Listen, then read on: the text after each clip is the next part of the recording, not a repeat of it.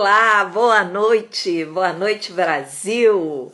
Estamos aqui para mais um bate-papo ao vivo. Estou muito feliz com essa live que a gente vai fazer hoje. Quem me segue há algum tempo sabe que eu sou paciente oncológica, eu fui diagnosticada com câncer de mama e tem muitas pessoas que acreditam que o meu perfil é só para quem tem ou teve câncer de mama, mas não. A gente aqui fala sobre tudo relacionado à saúde e hoje eu estou convidando uma pessoa que eu estou acompanhando o perfil dela há pouco tempo, uma médica, uma ginecologista oncológica, e eu tô adorando o conteúdo dela. Ela já entrou, eu vou aqui abrir para ela conversar com a gente. E a gente vai falar sobre o câncer no ovário, tá? Esse mês que é um mês de ação em relação ao câncer de ovário, eu a convidei para vir aqui conversar conosco, tirar as nossas dúvidas. Olá! Oi, Paty, tudo bem? Tudo bom, querida? Boa noite. Boa Muito noite. obrigada por você aceitar o meu Nossa, convite. eu que agradeço. Assim, deixa até eu fazer um preâmbulo aqui, porque o que que acontece? Eu comecei há pouco tempo, assim, nesse mundo digital. Eu antes participava, mas não nessa parte profissional. E você sabe que, assim, encontrar perfis como o seu, pessoas como você, foi incrível para mim. Por quê? Porque o que eu buscava aqui dentro é justamente essa visão bem-humorada, essa visão alta astral, essa visão de superação, essa visão, digamos assim, esse pensamento, sabe, Paty, fora da caixinha. E aí, assim, quando eu encontrei isso nessa plataforma, eu falei, cara, eu tô no meu propósito, eu tô achando o meu caminho. E assim, a gente tem que se ajudar, nós somos uma comunidade.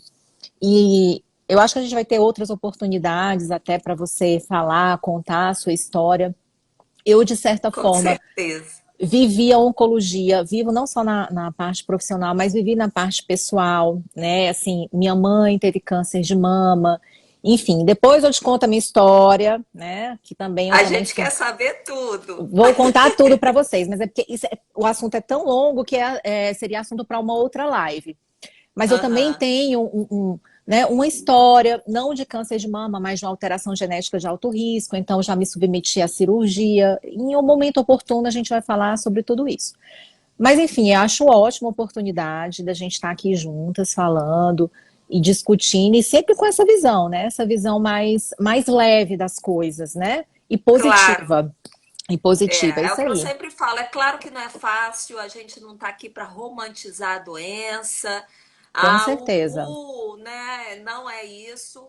Mas é Uhum. possível. E a gente, se aconteceu na nossa vida, a gente pode, pelo menos, tentar passar com o máximo de leveza que a gente conseguir. Isso é uma escolha pessoal, né? É uma escolha, é uma escolha. E a experiência dos outros também nos ajuda a ter esse outro olhar, que a gente, às vezes a Com gente fica tão certeza. ensimesmado ali naquele diagnóstico, ai, mas por que eu? Por que que isso está acontecendo comigo? E você vai ver que assim, que muitas pessoas, mulheres jovens, lindas, no auge, elas passaram por isso e superaram. Então, Isso assim, aí. essa pode ser a história de qualquer uma de nós. Uhum. E é por isso que eu fui diagnosticada em 2014 e desde 2014 eu venho compartilhando conteúdos na rede social, nas redes, né? Na época o Instagram nem era Era assim, embrionário, é. e eu me sinto na época, né? Mas essa parte digital é isso, é muito. Em 2014 eu me lembro que quando o médico falou que eu ia fazer quimioterapia, ia ficar careca, eu fiquei apavorada e eu ficava procurando foto de mulher careca, porque eu nunca tinha visto isso. Eu não encontrava. E aí eu falei, eu vou começar a contar a minha vida e mostrar como é que é. Exatamente. E foi maravilhoso. E para gente, paciente oncológico, porque eu hoje trabalho, né, como health coach, coach Uhum. de saúde integrativa, faço mentoria, mas eu também sou paciente oncológico e é um presente a gente ver perfis como o seu também, médicos que a gente olha e fala, cara, é gente como a gente, Não, né? com certeza, como eu te falei, eu não estou desmerecendo, assim, existem vários perfis de médico, na verdade, Paty. Existem colegas que são mais ortodoxos, que são mais sisudos, mas nem por isso eles são menos empáticos, são menos, né, preocupados enfim, são menos capazes de lidar com a sua dor. Mas assim, é porque o meu caso é muito particular. Então, além de ter vivido a doença no seio da minha família, né, toda uma linhagem de mulheres, eu recentemente tive uma experiência. Assim, eu agora em janeiro, eu me submeti a uma mastectomia bilateral profilática. Então, o que que acontece? Claro, eu não tive o diagnóstico, então nesse ponto foi que eu comecei a entender a dimensão, porque vou te falar, viu, como médica, eu imaginava o que era o sofrimento de uma paciente, mesmo tendo visto o sofrimento da minha mãe, das minhas pacientes queridas, mas eu imaginava. Mas quando a gente está do outro lado, quando é a gente que vai ser operada, quando é a gente que vai ser submetida a uma quimioterapia, eu fazia a mesma coisa que você. Eu entrava no Insta e falava, gente, mas como que é o pós-operatório dessa cirurgia aqui? Como é que a pessoa se sente? Se ela conseguiu levantar o braço? Porque eu tinha o testemunho, a experiência das minhas pacientes, mas não era uma coisa assim tão pessoal, né? Uhum. Não era uma coisa tão pessoal. E aí, então, no momento em que eu senti isso na pele, eu te digo, olha, estamos todas no mesmo barco, todas.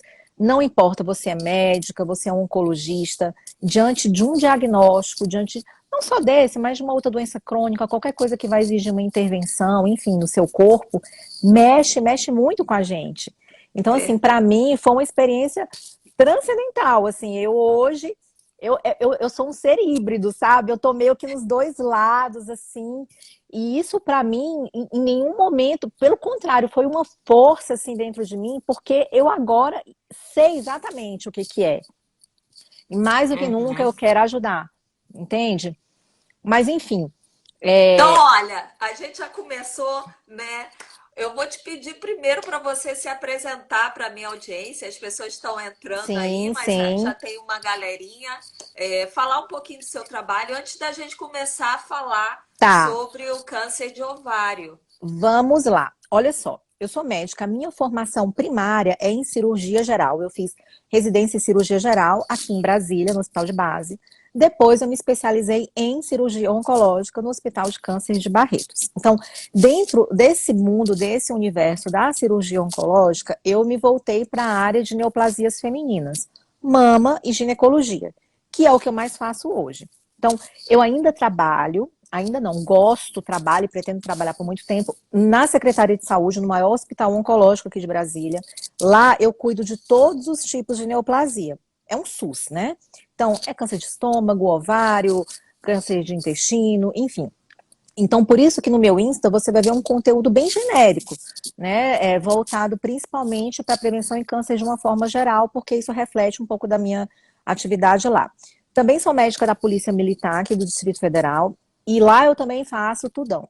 No meu consultório privado, né, na minha carreira mesmo, dentro da medicina privada, eu me devolto mais para as neoplasias femininas. É a área que eu mais me especializei. Tenho título também em patologia do trato genital inferior, então era uma coisa que eu sentia muito falta. Vou te dar um exemplo.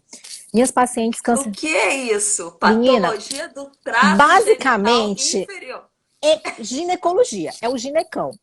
Vou te explicar. Eu senti uma deficiência muito grande em tratar a minha paciente de uma forma integral. Era assim, eu a operava, por exemplo, dá um exemplo, câncer de mama. Eu fazia cirurgia para câncer de mama, essa paciente entrava, por exemplo, em bloqueio hormonal, usava um tamoxifeno.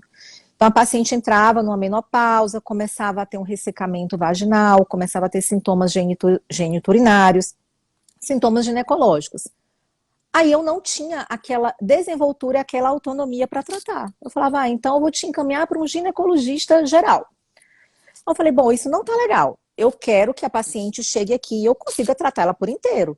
Eu vou conversar com ela sobre a sexualidade dela. Se ela tiver com alguma alteração genital, eu vou examinar, eu vou diagnosticar. Opa, a gente tem mais um tema para outra live aí. Maravilhoso.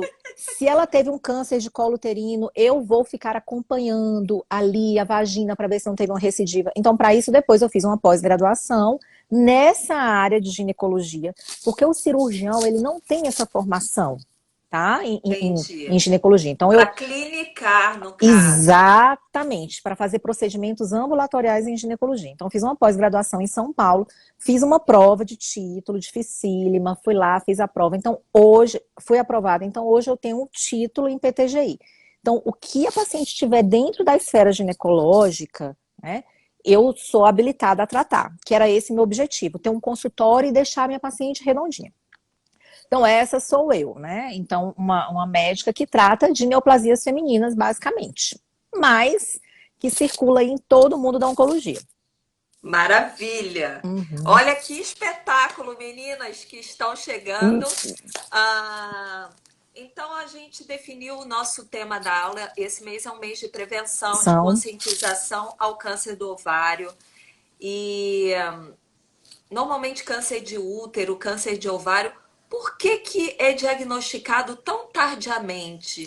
Né? então, A gente menina, ouve que é um câncer silencioso e por que que normalmente quando as mulheres são diagnosticadas já o estadiamento já está extremamente avançado? Paty, isso é um conceito muito interessante que eu sempre tento explicar para as pacientes. O que acontece? É o conceito de neoplasia de câncer rastreável. Então, assim, rastreamento não é exatamente o mesmo que prevenção. Vou te dar um exemplo para você entender. Se eu pegar 10 mil mulheres, essas 10 mil mulheres, a partir dos 40 anos, eu vou submetê-las religiosamente, uma vez por ano, a uma mamografia. E vou fazer isso por 20 anos. No final dos 20 anos, dessas 10 mil mulheres que fizeram a mamografia anual, eu vou ter uma incidência de mortes, né?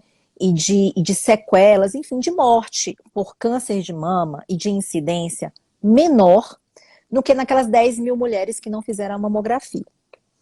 Então, significa que o câncer de mama, assim como o câncer de colo uterino, ele é um câncer rastreável. Se eu adotar um exame e adotar esse exame como uma política de saúde pública e oferecer esse exame para uma população bem ampla, eu vou conseguir diminuir a incidência de morte e de doença por essa neoplasia. Com o câncer de ovário, isso não é possível. Olha só que coisa doida. Porque o que acontece? Você pensa o seguinte. Só para ver se eu entendi e as meninas também. A Uhum, gente consegue reduzir com a mamografia a incidência de morte, mas a gente não reduz o número de não. casos, porque o que você está falando aí é sobre rastreamento. Rastreamento, eu estou falando exatamente sobre prevenção secundária. Existe a prevenção primária, que é o seguinte: olha, não fuma, não fica com sobrepeso, é outra coisa. Então, Faça atividade exames física. preventivos, na verdade, eles são prevenção secundária, eles não são a prevenção ipsilíteris. Prevenção ipsilíteris é você não adotar os hábitos que vão te levar à doença. Então, assim, toda vez que você para pensar por que para determinados tipos de câncer, como próstata, mama, colo do útero, existe uma política de rastreamento e para outros não. Então, isso é baseado em duas coisas. Primeiro, nessa possibilidade de você oferecer um exame que modifique a incidência de morte no futuro, tá? E segundo, na incidência, porque vamos lá, o câncer de ovário ele é um câncer raro. Ele não é um câncer comum. Você até colocou no seu post que são em torno de 6 mil casos por ano. Em termos assim Segundo quantitativos, o INCA, eu peguei lá no site do pegou, INCA, do pegou Instituto legal. Nacional do Câncer. É isso mesmo, 6 mil e uns quebrados aí. Para você ter uma ideia, ele deve ser o sétimo ou o oitavo mais frequente. Na frente de câncer de ovário, nós temos, claro, né, câncer de pele, câncer de mama, câncer de intestino, de pulmão. Então, ele é um tipo de câncer mais raro.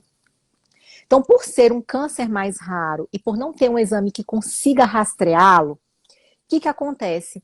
É comum que ele seja diagnosticado numa fase mais avançada. Então, o que acontece? Ele também não traz sintomas, você entende? Você tem um câncer de pele, você vai ter uma lesão visível, enfim, você ter um câncer de mama, dependendo. Ok, tem mulheres que têm mamas maiores, mas mulheres que têm mama ou que fazem autoexame, eventualmente vão detectar lesões de 2, 3 centímetros, quase todas são palpáveis. No câncer de ovário, ele não tem sintomas. Os sintomas, eles são muito vagos. É o quê? É uma dor abdominal, uma alteração do hábito intestinal, uma dificuldade de digestão, Uma ou outra mulher pode referir dor durante a relação sexual, ela pode referir alteração do ciclo menstrual. Apesar de que o câncer de ovário ele é mais comum, muito mais comum em mulheres menopausadas, tá, meninas? Muito mais comum. Ele é um câncer de mulheres idosas, acima de 60 anos. Então, assim, como ele não causa sintomas e como não existe uma política de rastreamento, né? Não vou nem chamar de política, não existe um exame efetivo para rastreá-lo, a grande maioria dos casos, 75% nos casos, na verdade, até 75% são diagnosticados numa fase mais avançada. E aí, o que nos resta aqui? Qual é o sentido de uma live como essa, de uma palestra? O que eu falo para meus pacientes? Não tem jeito, meninas, a gente tem que ficar atenta aos sinais do nosso corpo. Porque o que acontece? Você está lá sentindo a dor abdominal, ai, vou tomar uma dipirona, passa. Ai, é porque acho que hoje eu trabalhei demais. Ah, mas eu fiz um exame preventivo. Olha como é que são as pacientes. Mas eu fiz o meu preventivo ginecológico e estava tudo certo. Gente, o preventivo é preventivo do colo do útero. Ele não está prevenindo, ele não está rastreando, ele não está procurando câncer de ovário, entende? Então, assim, o que nos resta é entender que esses sinais, essas alterações, aumento do volume abdominal também é um sintoma super comum. E a mulherada ignora, acha que é porque está ganhando peso ou porque está inchada. Então, o que nos resta mesmo é ter essa consciência, ter essa conscientização e se cuidar. Muitas vezes você está ali na correria do dia a dia, preocupada com o filho, com o esposo, com o trabalho, e você não se permite, não. Eu vou parar tudo, vou marcar uma consulta, vou no meu ginecologista, eu quero que ele examine, quero que ele palpe meu abdômen, quero fazer uma ultrassonografia transvaginal. Então, é esse o motivo pelo qual normalmente é diagnosticado. Não é que seja uma neoplasia altamente agressiva, que, nossa, Cíntia, cresce assim da noite para o dia, não. Assim como os outros tipos de tumores, ele leva anos, meses para crescer. O fato é que, assim, até os sintomas se tornarem muito intensos, né, beirando o insuportável, significa que já cresceu demais. Aí a gente tem uma lesão avançada. É por isso. E ele é silencioso, né? Porque quais seriam os sintomas? Dor abdominal? Dor abdominal, muito vagos. Não existe nenhum sintoma do câncer de ovário que seja específico dele.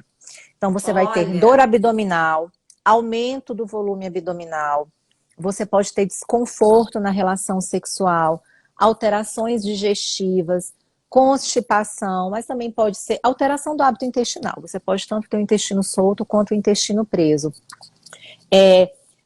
Dor, a palpação, massas palpáveis, Paty, elas só ocorrem num estado muito avançado da doença. Então, não espere conseguir palpar.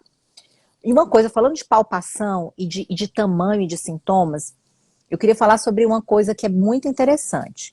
Gente, cistos ovarianos são diferentes de tumores de câncer ovariano, tá? Primeira isso é algo que coisa, eu até anotei. Pergunta de dúvida: se isto vira câncer? não. A resposta é não. Cisto ovariano é uma condição extremamente comum que vai acontecer com todas as mulheres, principalmente durante o menarqueme, tá? Que é o período em que você está menstruando. Você está lá, seus ovários estão respondendo aos estímulos hormonais. Eventualmente, esses cistos ou folículos, eles podem crescer, ficar com 3, 4 centímetros. É muito comum, às vezes, Paty, adolescentes, meninas ali na faixa dos 20 e pouquinhos, terem cistos mais volumosos, de 5 centímetros.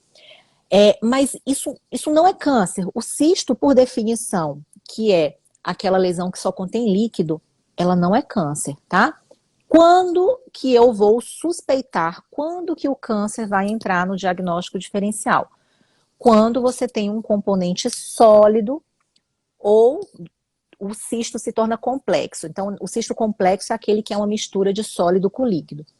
Então, aquele cisto complexo, que tem componente sólido, que você fez a ecografia, às vezes com Doppler, ele tem uma irrigação sanguínea diferente. Então, esse é um cisto que merece ser melhor investigado. Você vai pedir uma ressonância e tudo. Aí, o câncer, você vai analisar outros fatores. É uma paciente de mais idade? É uma paciente obesa? É uma paciente que tem história familiar?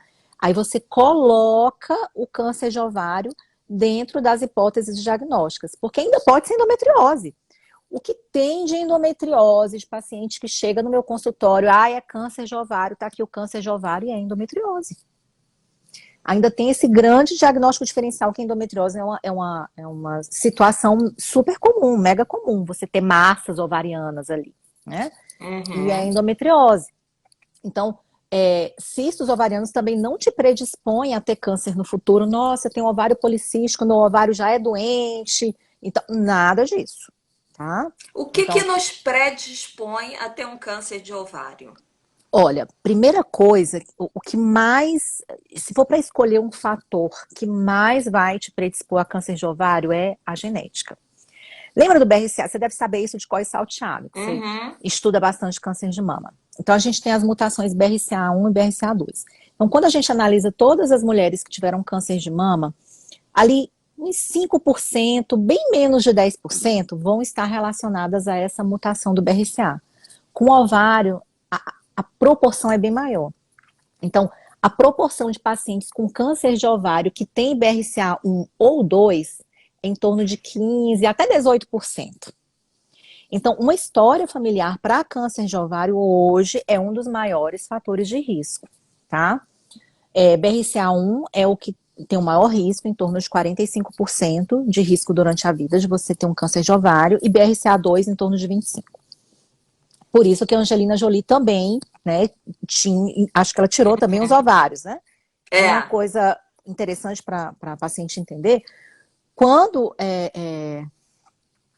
você tem essa mutação, você indica essa cirurgia justamente, além da mastectomia profilática, a oforectomia profilática, por conta do risco aumentado. E aí, bom, esse é o maior risco. Outros riscos, Paty, sobrepeso e obesidade. Não tem jeito, tá? Sobrepeso e obesidade é fator de risco. Idade, a idade também é um dos principais fatores de risco não modificáveis. Eu sempre falo para os pacientes isso, entendam que existem fatores de risco modificáveis e não modificáveis. Eu lembro que quando eu comecei o Insta, eu fiz um Reels brincando justamente com isso, que assim, a paciente, mas eu sou vegana, yoga e tudo, eu não vou ter câncer. Eu digo, não adianta, você está trabalhando em cima dos fatores de risco modificáveis, você pratica atividade física, você é magra, você não fuma, você come vegetais, tá? Perfeita. Mas só o fato de você envelhecer, você já está aumentando o seu risco para ter todo tipo de câncer. Então, outro fator de risco é a idade. Mulheres acima de 60 anos têm risco aumentado. Um outro fator de risco, assim, mais ou menos, seria a nuliparidade e a infertilidade. Tipo assim, você nunca teve filhos, né? Ou tinha alguma infertilidade, alguma causa de infertilidade. Mas, curiosamente, que também é uma dúvida super comum da mulherada, é assim, nossa, fiz indução ovariana várias vezes para tentar engravidar, para fazer FIV, para congelar óvulo. Então, esse estímulo que eu fiz no meu ovário predispõe a câncer. Não, não predispõe, tá? Reposição hormonal predispõe? Não predispõe, não predispõe, tá? Tanto que, assim, isso aí é um assunto tão delicado e tão importante, porque, assim, o câncer de ovário, existe um mito, Paty, que é o seguinte, de que hormônio causa câncer. Hormônio causa câncer, então eu tenho pacientes no meu ambulatório que eu faço muito mastologia benigno, sabe? Segmento BIRADS 3, essas coisas. Aí chega a minha pacientinha lá, com 50 anos, sofrendo no climatério, qualidade de vida ruim, vida sexual péssima, né? Abrem até um quadro assim depressivo, tudo. E não, mas eu não posso fazer reposição hormonal porque eu tenho cisto na mama, eu tenho cisto no ovário. Gente, não existe isso. Isso é um mito de que reposição hormonal dá câncer. Por quê? De onde que surgiu esse mito? Porque existem tumores de mama, e câncer de mama é o câncer mais comum entre as mulheres. Então, existem tumores de mama que são hormônio dependentes, né? E esse ambiente de muito estrogênio, né? Por isso que a obesidade é fator de risco para câncer, porque aquela gordura aqui, ela produz estrogênio. Então, aquele ambiente de hiperestrogenismo, ele aumenta o risco para câncer. Mas veja bem, se você é uma paciente bonitinha, está controlando o peso, está fazendo sua atividade física, não tem colesterol alto, não tem triglicerídeos alto, não tem aterosclerose, a reposição hormonal não vai bem indicada, claro, né? Você não vai fazer a reposição hormonal super doida com estrogênio isolado, não. Tem que ser estrogênio combinado com progesterona numa dose certa. Não aumenta o seu risco. Não aumenta o risco para Mesmo para câncer. paciente oncológico. Depende do caso. Se você teve um câncer de mama, principalmente câncer de mama hormônio dependente, aí é uma contraindicação absoluta, sabe, Paty? Câncer de mama, eu diria que talvez seja o único caso de contraindicação absoluta. Ah, eu tive caso na. Eu nunca tive, mas eu tive caso na família. Contraindicação relativa. Aí a gente vai sentar, talvez eu peça um teste genético para você. Porque tudo é uma questão de você colocar na balança. É como eu te falei, eu recebo pacientes no climatério com a qualidade de vida muito ruim Uhum. mesmo. Aí a paciente deixa de fazer uma intervenção terapêutica. E outra coisa, reposição hormonal não é só para a pele ficar bonita, para você ter uma vida sexual legal, não. Reposição sexual é perda de massa óssea que você está evitando, é perda de massa muscular que você está evitando, é melhor atividade cardíaca, menor risco de doenças cardíacas. Então, assim, ela se abstém, e existe muita ignorância também no meio médico em relação a isso. Às vezes os ginecologistas, médicos generalistas não querem prescrever por conta de um medo hipotético de que o hormônio vai dar câncer. Entendeu? Não existe isso. A chance que eu falo para a paciente, eu disse, olha, a chance que você tem de ter câncer de mama ao longo da vida é de 12%. É a chance igual a da população em geral. Você não vai modificar, né, a sua possibilidade de ter câncer de mama porque você se submeteu a uma reposição hormonal quando você não tinha nenhuma contraindicação, entende? Então Uhum. não é uma reposição hormonal. Ah, mas aí o que pode acontecer é o seguinte: você faz a reposição hormonal, aí às vezes o ovário que antes estava lá quase atrofiando, vai aparecer um cistozinho ou outro. Ok, ele está respondendo ao estímulo hormonal, ok. É que nem a mama também. Eu tenho um paciente que começa a tomar a reposição hormonal, nossa, minha mama tá dolorida, aparece um cistozinho, já era uma mama menopausada, assim, aí ela começa a ficar uma mama, né, com aquelas sinais de sintomas de mama jovem. Normal também, ok. Pega na mão, segura na mão de um oncologista, no caso, nenhum oncologista, né, de um mastologista, de um ginecologista que você confia, e viva a sua vida. Assim, cancerofobia é uma coisa que eu também combato muito, sabe, Paty? Eu combato muito isso. Porque não é normal. Eu sei que é uma doença muito prevalente. Câncer de mama, então, existe muita fobia. A mulherada tem uma verdadeira fobia. Porque minha vizinha teve, claro. Todas nós conhecemos uma meia dúzia de mulheres que teve câncer de mama. É super comum. Uma em cada 10 mulheres vai Uhum. ter ao longo da vida. Se você chegar nos seus 60, 70, um em cada 10 vai ter. Então, sabe? Mas isso não justifica você criar essa cancerofobia. A gente tem que combater isso aí. E outra coisa em relação à reposição, né, hormonal e câncer de ovário é o seguinte: anticoncepcional não só não dá câncer de ovário, não é um fator causal, como é um fator de proteção também, tá? O uso prolongado de anticoncepcional oral, acredita-se que ele possa ser um fator de proteção para câncer de ovário. Então, seriam basicamente esses os fatores de risco, né? Sobrepeso, idade, e aí no sobrepeso a gente coloca tudo, né? Que eu já coloco tudo para já dar aquela lavagem Sedentarismo, cerebral né? nas pacientes, sedentarismo, alimentação errada, que cigarro também, porque o cigarro é a via da carcinogênese em forma de gente, não tem jeito. E realmente esse componente genético. Hoje, toda mulher que tem câncer de ovário, ela tem que se submeter a um teste genético. Porque, como eu te Isso foi falei, até uma pergunta, né? todas. Quando fazer o mapeamento genético, quando é interessante fazer e se previne o Olha, mapeamento genético? o mapeamento genético, ele hoje é indicado para 100% das mulheres que têm câncer de ovário. Por quê? Porque a gente já viu que uma em cada 6, 8 mulheres vai ter uma mutação. E uma coisa interessantíssima é que hoje o fato de você ter um câncer de ovário relacionado ao BRCA muda a sua quimioterapia, você acredita? Muda a sua quimioterapia. Hoje existem os inibidores da PARP, os oncologistas clínicos vão poder falar com mais propriedade sobre isso, mas é uma nova classe de quimioterápico oral que, tipo assim, foi life-changing no tratamento do câncer de ovário. Então, hoje, se você tem uma paciente que está tratando um câncer de ovário e você, no começo, você já faz o teste genético nela ali, já já faz o teste genético. Se ela tiver a mutação do BRCA, ela é candidata ao uso dessa droga oral. Então, hoje, independente de idade, independente de ser o primeiro caso na família, de ter outros casos na família, câncer de ovário é igual a teste genético. Em caráter preventivo, é o seguinte, quando que você vai fazer um teste genético? Porque outra coisa que as pacientes perguntam muito, né? Essa paciente que eu vou falar com você, tá, Pami? Vamos começar essa reposição. Deixa eu vou falar sobre isso. O que acontece? O nosso grande gargalo hoje, Paty, é a autorização, é o rol da ANS. Então, hoje a gente ainda tem um rol que é um pouco restrito no que se refere a... Esses exames baratearam muito. Como eu te falei, eu tenho um histórico de câncer na família. Eu lembro que quando eu fiz esse exame em 2015, eu paguei R$8.000, né? E aí depois acabou que eu tive que repetir agora e já estava bem mais barato. Então, o rol, ele exige que você tenha no mínimo 2 parentes de primeiro grau, tem os tipos de câncer que estão cobertos, outros que não. Então, muitas A vezes, idade, eu a consegui fazer idade pelo plano de saúde, mas tinha casos na família e a e a idade. idade. Então, o rol, ele ainda é muito restrito. Então, a gente tem essa É. dificuldade.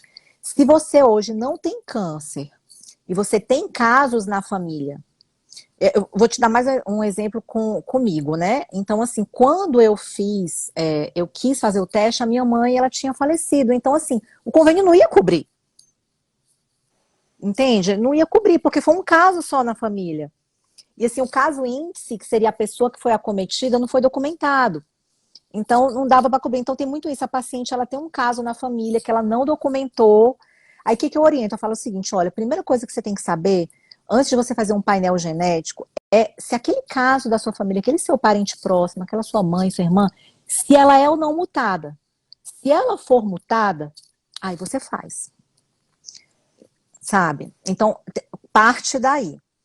A tendência, eu acredito, Paty, é que toda paciente jovem, toda paciente oncológica, esse conhecimento de genética e oncologia, eles estão tão assim sobrepostos que eu acho que hoje todo tipo de câncer merece um painel genético. Todo Até para tipo de câncer. futuramente, né? Sua Porque tá descendência. tudo, né, pra gente meio que, É, sei lá, deixar aquilo documentado, porque a medicina tá cada vez mais evoluída e é, cada vez mais, enfim. isso. Ó, por exemplo, vou responder duas perguntinhas aqui para a gente não ficar muito professoral. Ó, primeiro, tomografia no abdômen mostra se tem alguma coisa no ovário? Mostra sim, tá? Na Então, verdade, até várias pessoas perguntaram antes quais os melhores exames para se detectar um é, câncer no ovário. ó, o melhor exame é a tomografia e a ressonância magnética, mas raramente vai ser o exame indicado de cara, porque lembre-se, seus sintomas são muito inespecíficos. São sintomas muito inespecíficos. Então, normalmente, a ultrassonografia transvaginal já dá para ver legal um processo expansivo no ovário. Às vezes a paciente vai para o pronto-socorro com a dor abdominal, ela pensa que é uma apendicite, que é alguma coisa intestinal. Se você fizer a tomografia, não se preocupe, a lesão anexial, a lesão ovariana vai aparecer. Então, ultrassonografia transvaginal, tomografia e a ressonância já é mais indicada para eu estadiar, para eu ver se aquela lesão está próxima, se invadiu o intestino. Mas, assim, qualquer um desses exames me dá um diagnóstico preciso. O exame que não me ajuda muito é a ecografia abdominal mesmo, sem ser a transvaginal. Então, como esse exame tem muita interposição de gases, então ele não costuma ser muito bom. Então, para a mulherada, é ultrassonografia pélvica transvaginal, tá? E aí, o que acontece? Tem uma outra aqui que eu queria falar, que é do colo do útero. A gente pode falar depois, fazer uma live sobre câncer de colo do útero. É um assunto que eu amo, adoro. Como eu falei, fiz até PTGI para tratar tudo isso. Olha só, Pam, o que eu tenho para te dizer é que o que a gente tem de evidência científica hoje diz que aquelas mulheres que repuseram o hormônio, elas evoluíram melhor do que as que não repuseram, em termos de recidiva, de qualidade de vida, de tudo. Então, assim, não sofra, tá? Não tenha medo, converse com seu oncologista. Se você teve aquele carcinoma espinocelular clássico, que é o mais comum, você deve repor. Pacientes jovens, Pami, para você ter uma ideia, a gente pode até preservar os ovários, a gente tira os ovários aqui do campo da radioterapia e preserva. Então, assim, não se preocupe, faça a sua reposição, converse com o oncologista, você pode fazer a sua reposição, tá? Aí tem outra perguntando aqui que teve câncer de mama, tem que testar a filha. Primeiro você testa você. Você tem que fazer um painel genético.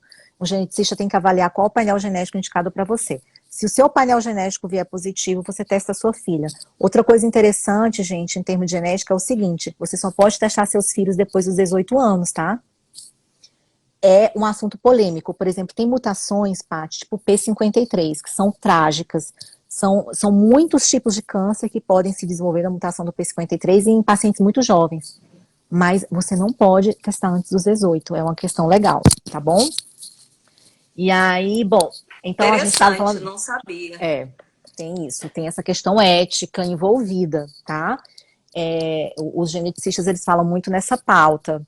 Então, eu, por exemplo, acompanho mãe e filha. A mãe, ela tem mutação do BRCA, teve câncer de tireoide e mama. E ela é positiva, eu acompanho a filha teve NIC, né, lesões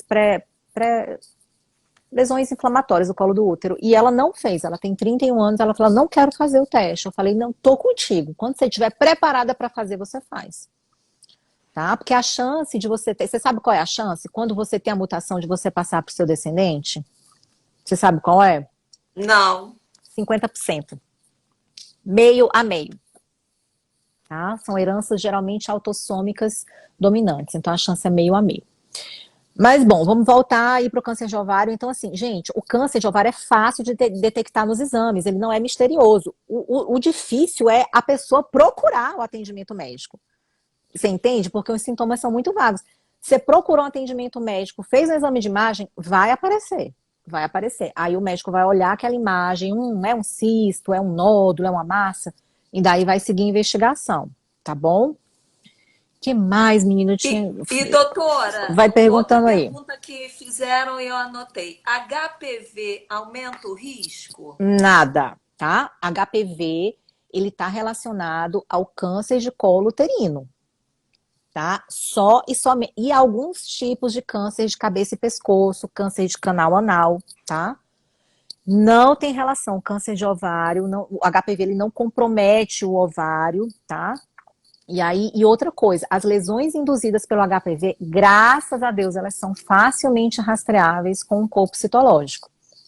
Facilmente rastreáveis. Hoje, na minha rotina com as minhas pacientes, o que eu faço? Também não é consenso. Eu converso com elas, claro, né? Não é a diretriz do Ministério da Saúde, mas quando eu faço o corpo citológico, eu faço a pesquisa do HPV em todas. Se essa paciente for positiva para HPV de alto risco, eu já falo para ele, você não pode sumir desse acompanhamento. Você tem que estar todo ano aqui colhendo preventivo. Para aquelas que não têm HPV, eu até libero ali uns 2 anos sem preventivo que está seguro. Que é assim que fazem nos Estados Unidos. Nos Estados Unidos, assim, aqui a brasileira, ela é muito tranquila para ir no ginecologista, fazer preventiva. A brasileira, ela tem uma relação mais light com o corpo. A americana não, né? A americana, essa coisa de passar um espéculo, para ela, né, já é muito invasivo, assim. Então lá, normalmente eles dividem o rastreamento entre aquelas que têm HPV, eu vou seguir uma vez ou duas, uma vez a cada ano ou a cada 2 anos.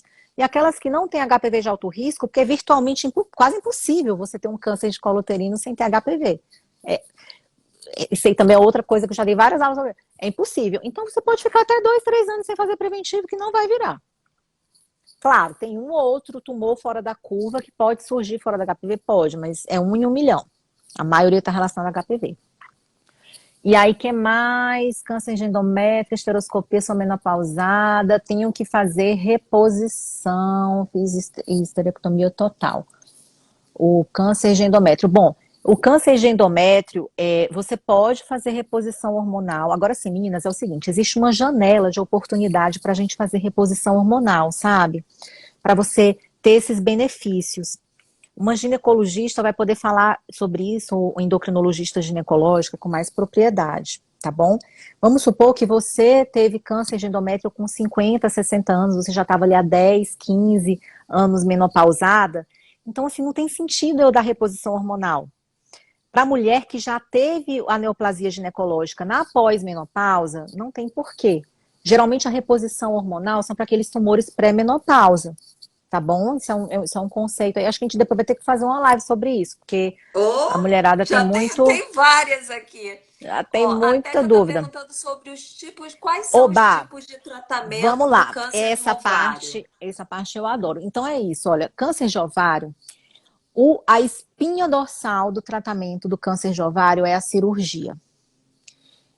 Antes, deixa eu só fazer um preâmbulo. Gente, existem cistos benignos de ovário que são gigantes, tá?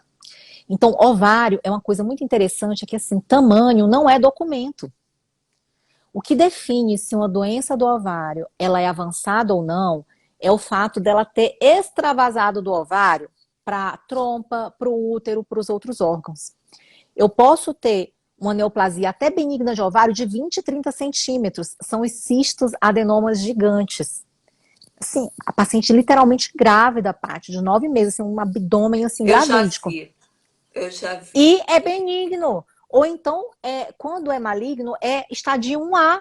Tirou o cisto e o ovário está curado. Como é que é o estadiamento no caso do ovário? É igual Do- câncer?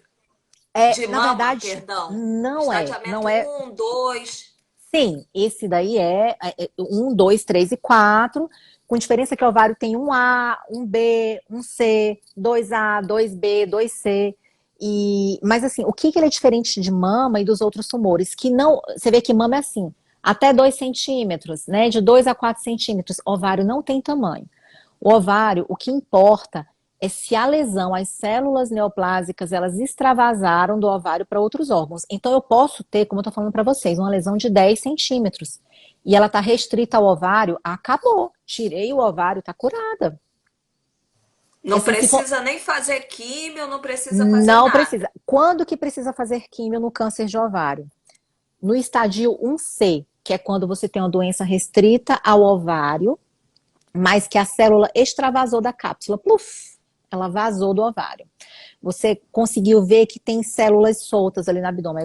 A partir desse momento, você tem que fazer a quimioterapia. Dali em diante, se foi para outra trompa, se foi para outro ovário, se foi para. Aí tudo isso você tem que fazer a cirurgia e a quimioterapia. Deixa eu só falar de uma coisa muito importante que a gente acabou não falando. Como que a gente faz o diagnóstico de câncer de ovário? Porque assim, tá lá, fez a tomografia, tá lá a massa. Como que eu sei que é um câncer Boa de ovário? pergunta. Faz biópsia? Como é que é esse negócio? Lembra que eu acabei de falar que eu não posso furar o tumor, eu não posso espalhar a célula dele?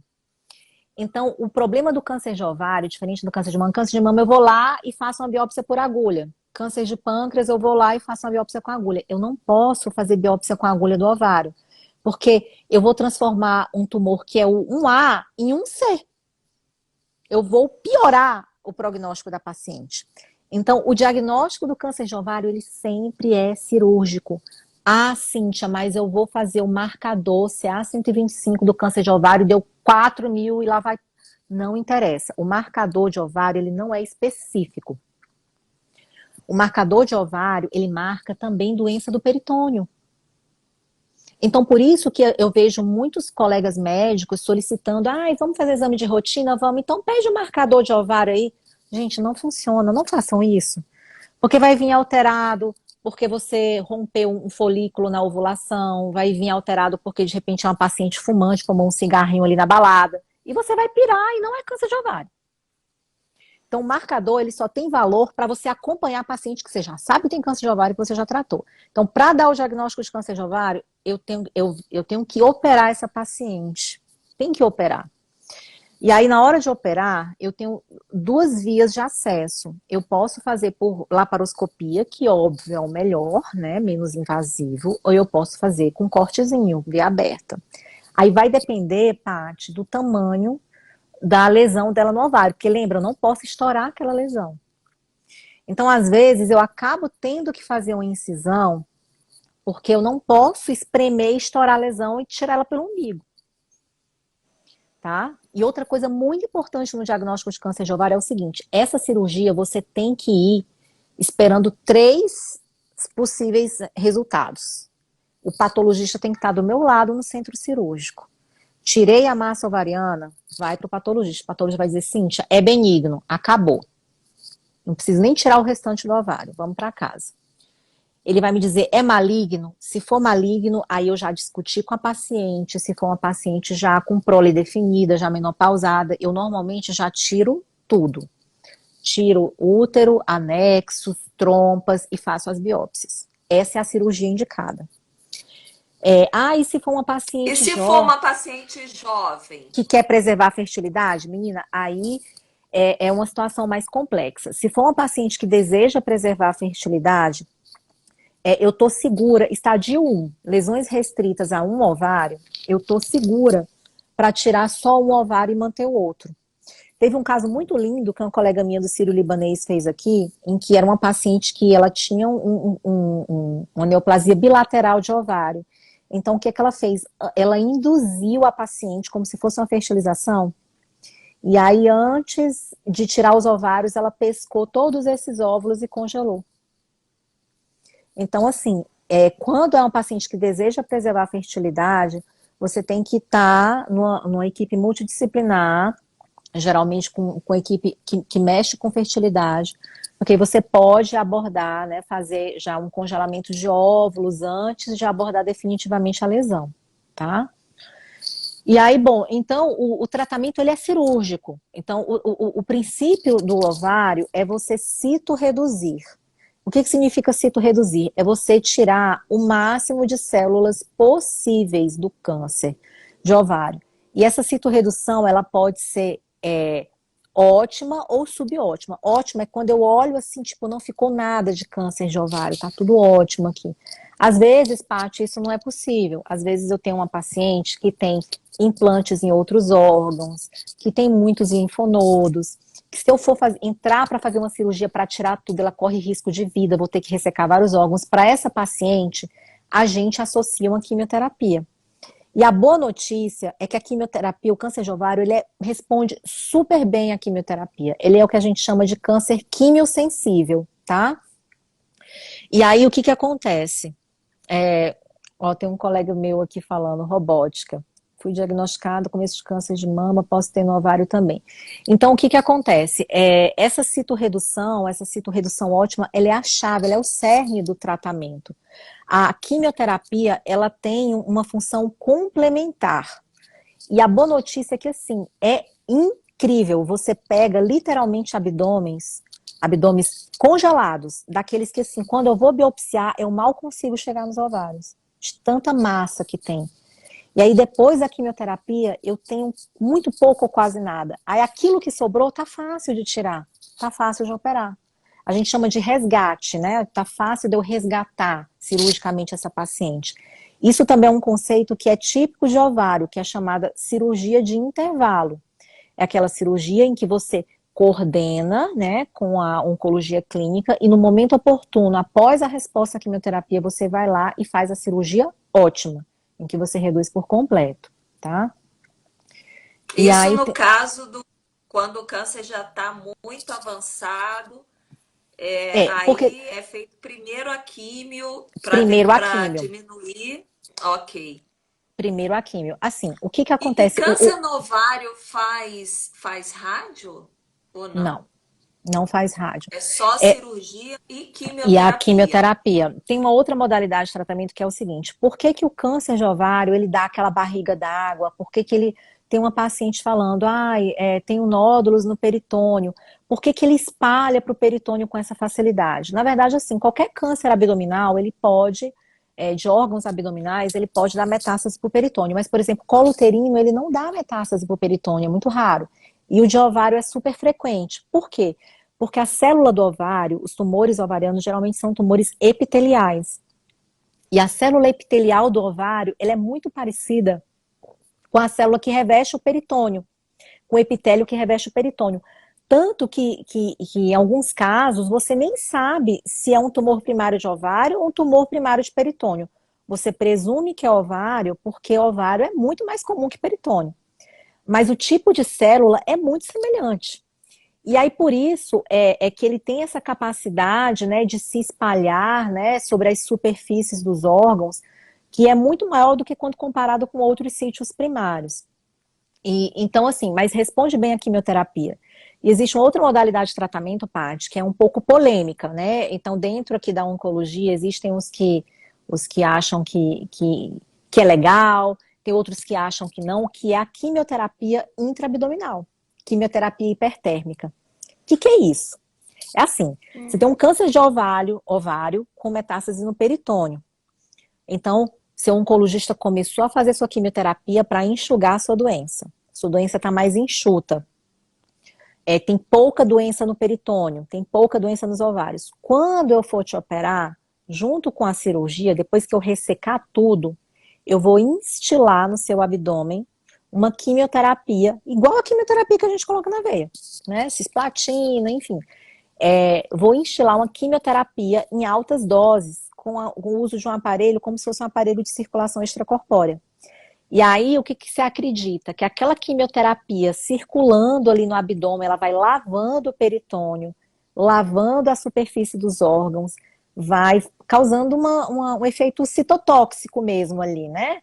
E vai melhorar o teu prognóstico. Eu vou conseguir tratar melhor o teu peritônio. Você tem menos chances de ter recidiva no futuro, sabe? Então, esse é um conceito de quimioterapia peritoneal, que ainda é um pouco polêmico. A gente teve um estudo holandês que mostrou bons resultados, mas é um estudo que, assim, a metodologia dele é questionada por alguns. É uma cirurgia que eu não faço, é uma cirurgia muito grande, sabe? É uma cirurgia realmente para gente grande. Eu ajudo alguns colegas aqui em Brasília que fazem. E assim, tem que ser uma paciente muito fit, muito inteira, porque você jogar uma quimioterapia a mais de 40 graus no abdômen, o efeito metabólico disso é como se fosse de um grande queimado. É uma paciente que depois ela vai fazer todo tipo de complicação metabólica, tem que ficar em UTI, tem que ficar vigiando.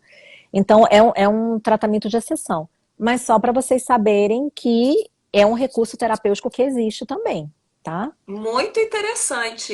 Isso Pois é. deve ser super novo, né? As Isso é meninas estão relativamente até novo. falando aí, ó, não sabia.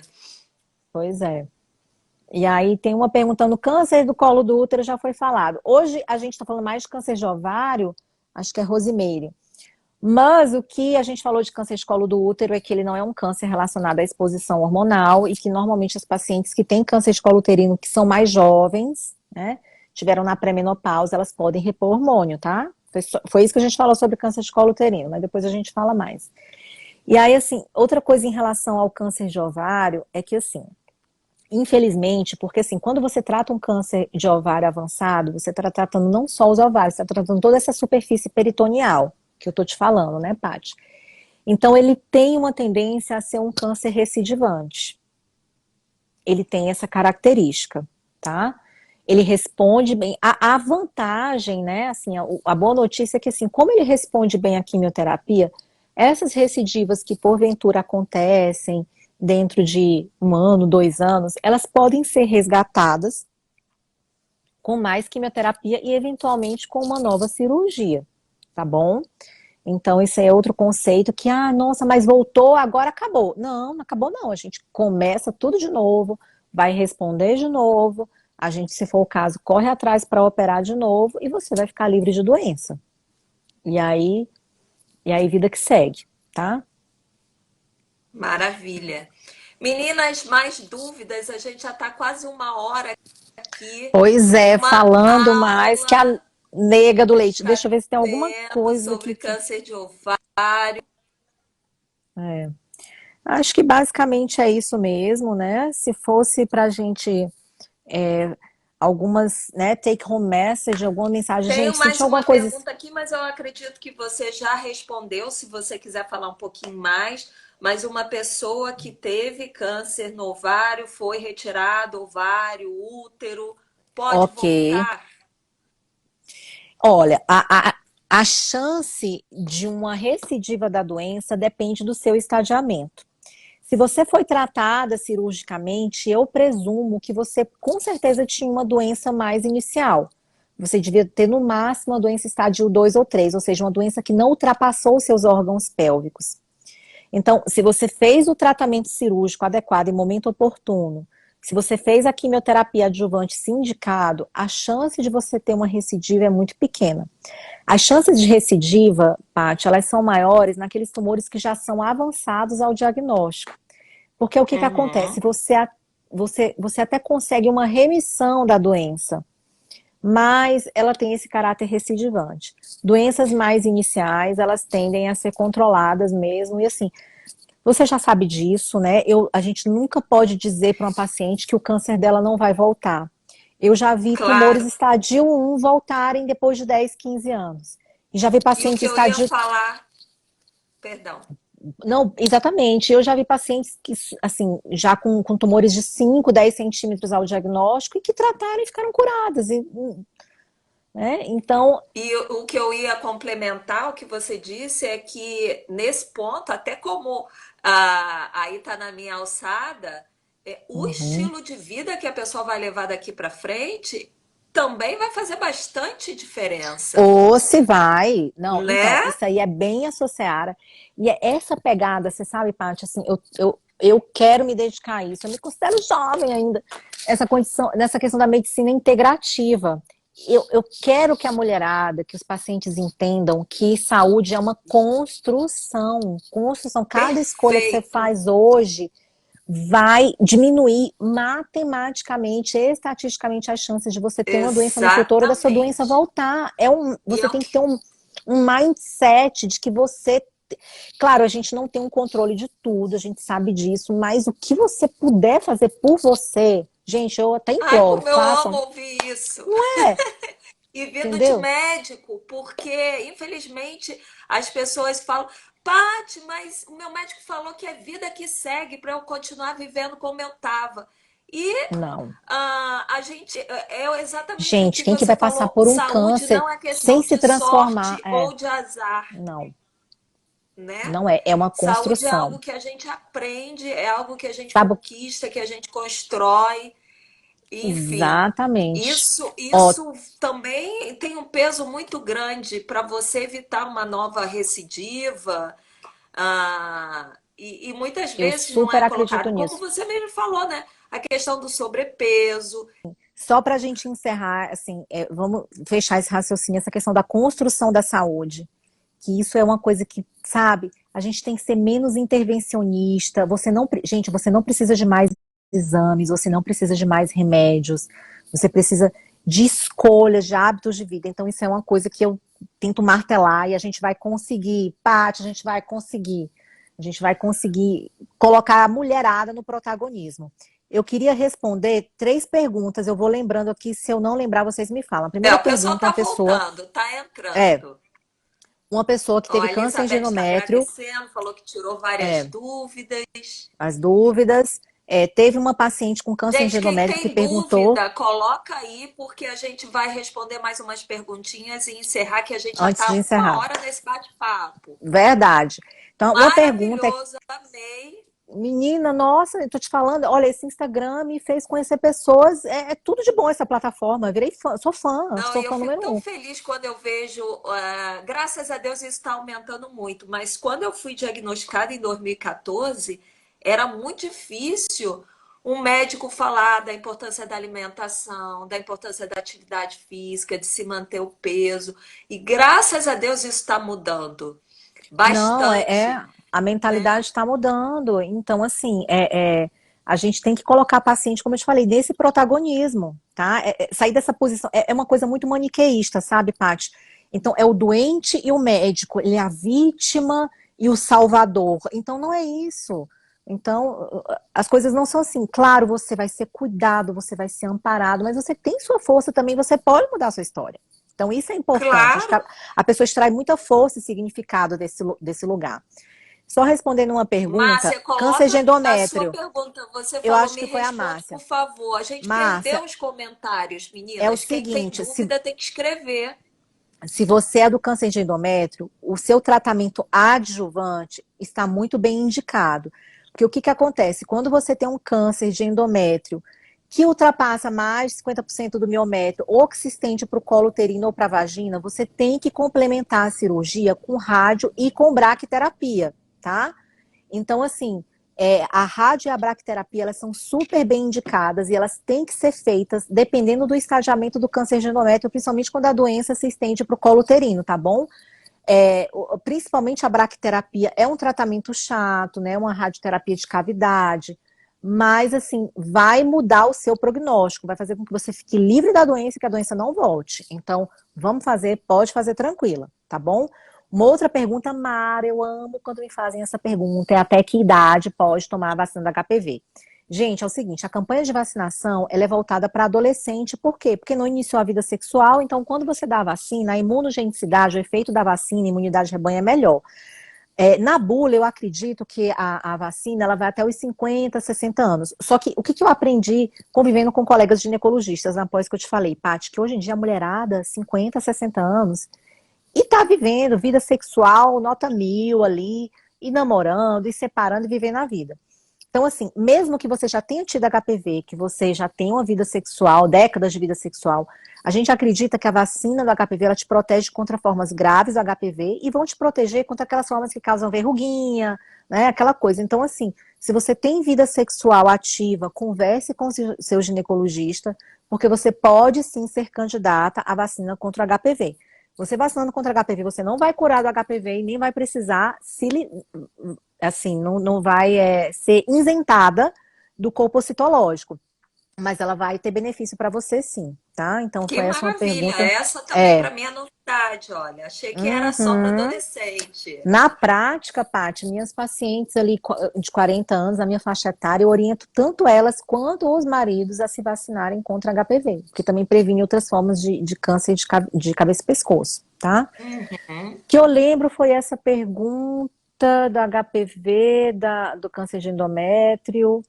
Acho que basicamente é isso, né? Você lembra de alguma outra? Anotou aí? Acho que não, né? Acho que eram essas mesmo. Não, acho que eu Nossa. anotei, eu já te fiz. Uhum. Não tem mais nenhuma pergunta aqui.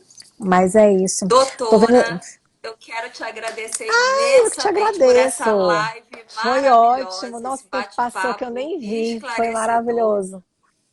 Com Pois é. certeza vão vir outras oportunidades. Isso. E para o pessoal que tá escutando a gente até agora, muita gente assiste aí a, depois a reprise. Como é que as pessoas podem te encontrar? Eu vou marcar, meninas, o perfil Isso. da doutora Pode. Cíntia. O meu perfil Vou é. botar na descrição dessa live para vocês seguirem, porque eu tô seguindo há pouco tempo. Não tem nem um mês que eu tô seguindo, porque assim, eu só Não, chamo o pessoal é. para fazer aqui a live quando eu vejo que eu tenho certeza que vai agregar valor para minha audiência e que a gente vai que fala a Obrigada, eu mesma língua. agradeço. É. Então, assim, eu fico muito feliz. Eu vi que o seu perfil é um perfil novo, mas assim, muito Sabe o que que é, esclarecedor, com Paty? Assim, todo conteúdos mundo me falava o muito. seguinte: ah, você não pode montar um perfil, você tem que contratar uma empresa, essa empresa tem que fazer o texto, tem que fazer sua arte, tem que fazer. Eu falei, gente, eu não quero fazer um perfil de consultório, não, eu quero fazer um perfil meu. Vai ficar a artezinha feinha aqui, não vai ficar a figurinha, mas sou eu falando. Você pode ter certeza que cada vírgula que está ali é vírgula que vem do meu coração, são situações do meu consultório. E aí é assim E aí eu conheci perfis como o seu, perfil raizão, assim, vindo do coração mesmo, né? Então, e eu vi que dá certo essa fórmula. Rose, deixa eu só te responder. Você fez quimio rádio, não fez braque, não tem problema, tá? A braquiterapia não é indicada para todo mundo. Existem as situações, geralmente tumores que acometem um terço superior da vagina, que precisam de braquiterapia. Não são todos, tá? Você não foi tratada errada, você pode fazer só quimio e rádio e tá tranquilo. As suas dores, bom, teriam que investigar, mas assim, quimioterapia e radioterapia, dependendo da radioterapia que você fez, se foi uma radioterapia conformacional, tem pacientes que fizeram radioterapia minhas na década de 60 com cobalto, então, que é uma radioterapia que às vezes deixa sequelas na bexiga e no reto. Então, a radioterapia, ela deixa sequelas, sabe? Sequelas actínicas que a gente chama, fibrose, tanto no intestino como nos órgãos pélvicos. Então, suas dores podem vir daí. Você, claro, eu teria que te examinar, nada de substituir uma avaliação médica, mas pacientes como você se beneficiariam muito de uma fisioterapia de assoalho pélvico, sabe? Inclusive tem que fazer exercícios, a radioterapia, ela às vezes estreita o canal vaginal, dificulta a vida sexual, então tem um monte de coisa que você pode fazer para melhorar, mas isso deve ser sequela da radioterapia sim. tá bom? Então é isso. Falei demais. Mas Querida, então, prazer imenso. Quando prazer, você Paty. estiver pelo Tamo Rio, vai junta. ser um prazer, né? Quando Ô, acabar esse adoro. negócio de pandemia. Vai ser um prazer te conhecer. Se bem que os congressos aqui no Brasil, a maioria é em São Paulo, né? Não, você acredita que o de cirurgia oncológica, ele é no Rio sempre, lá na Barra? Todo ano eu ia, mas agora vamos esperar, né? Voltar. É, A gente ainda vai se vai ser conhecer um pessoalmente, prazer te tomar um conhecer café. pessoalmente, amei.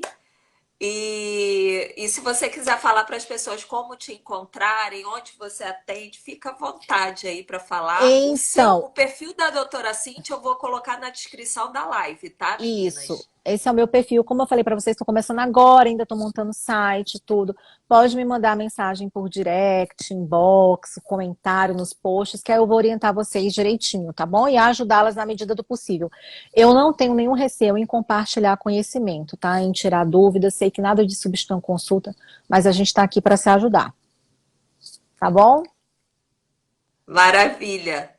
Até mais. Beijo. Beijo, obrigada pela companhia. Foi ótimo. Até a próxima. Tchau.